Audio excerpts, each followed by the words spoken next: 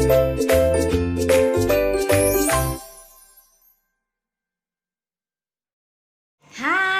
Assalamualaikum warahmatullahi wabarakatuh. Saya Vina Tantri Herlianti, guru bahasa Inggris SMP Negeri 1 Panggarangan, Kabupaten Lebak, Provinsi Banten. Sahabat di rumah, pandemi COVID-19 memaksa semua orang melakukan adaptasi, tak terkecuali para guru. Sekolah boleh saja tutup, tetapi proses belajar mengajar harus tetap berlanjut. Pembelajaran secara daring atau online selama ini digembar-gemborkan menjadi solusi. Hanya saja, pembelajaran secara daring tak semudah yang dibayangkan. Apalagi di daerah yang begitu banyak kendala seperti di sini. Namun, pemerintah dalam hal ini, Kementerian Pendidikan dan Kebudayaan, menyediakan serangkaian pembelajaran secara daring atau online, salah satunya menggunakan rumah belajar. Guru dan peserta didik bisa memanfaatkan rumah belajar ini untuk belajar di rumah. Kenapa? Karena rumah belajar adalah portal pembelajaran yang menyediakan bahan ajar serta fasilitas komunikasi. Dengan rumah belajar juga, kita bisa belajar di mana saja, kapan saja, dan dengan siapa saja.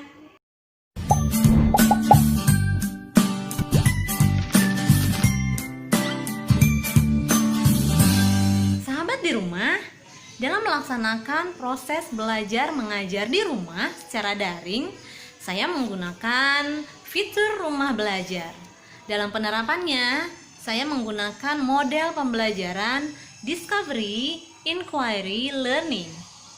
Adapun sintak pembelajarannya, yang pertama stimulasi, yang kedua perumusan masalah, yang ketiga pengumpulan data, yang keempat pemrosesan data, yang kelima verifikasi, dan yang keenam generalisasi. Sahabat belajar, model pembelajaran Discovery, Inquiry, Learning saya terapkan melalui materi report. Adapun tahapan proses pembelajarannya, sebagai bahan persiapan saya melakukan pengecekan kehadiran peserta didik, dilanjutkan dengan menyampaikan tujuan pembelajaran. Sebagai tahap awal stimulasi, saya menampilkan video dari fitur sumber belajar. Dilanjutkan dengan memberikan 5 pertanyaan terkait materi pembelajaran. Kemudian, saya membagi kelompok, masing-masing kelompok terdiri dari 5 orang. Segala bentuk kegiatan atau aktivitas dilakukan melalui WhatsApp.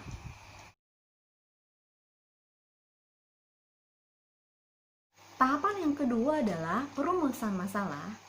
Peserta didik diminta untuk menjawab pertanyaan yang sudah diberikan sebelumnya, dilanjutkan dengan berdiskusi kelompok melalui WhatsApp. Selanjutnya, peserta didik merumuskan pertanyaan terkait materi pembelajaran. Tahapan yang ketiga adalah proses pengumpulan data. Peserta didik mengumpulkan informasi dengan menjawab pertanyaan.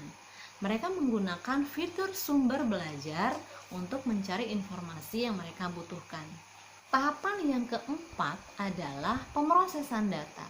Peserta didik mengolah informasi yang telah mereka temukan, kemudian menyiapkan hasilnya dalam bentuk catatan. Tahapan yang kelima adalah verifikasi.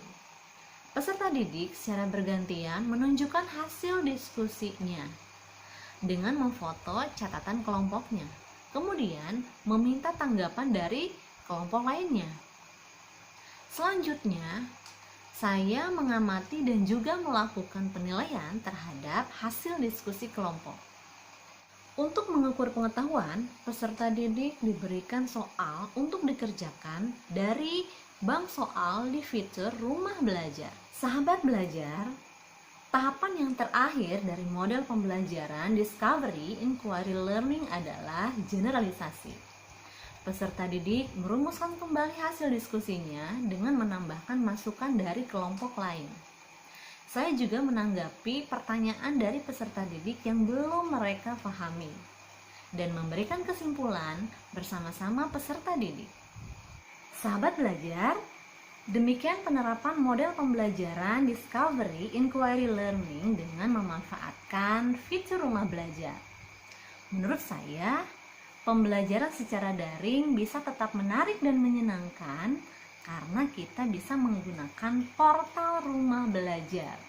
Fasilitas yang tersedia bisa diakses dengan mudah. Jadi, antara guru dan peserta didik bisa berkomunikasi dengan baik. Karena rumah belajar, kita bisa belajar di mana saja, kapan saja, dan dengan siapa saja. Lalu, bagaimana komentar peserta didik tentang pemanfaatan fitur rumah belajar? Mari kita dengarkan komentar mereka.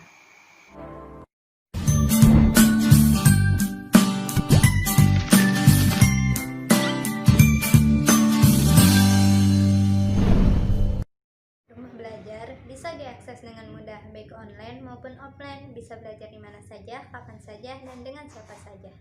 Manfaat rumah belajar bagi saya sangat membantu saya saat belajar di rumah.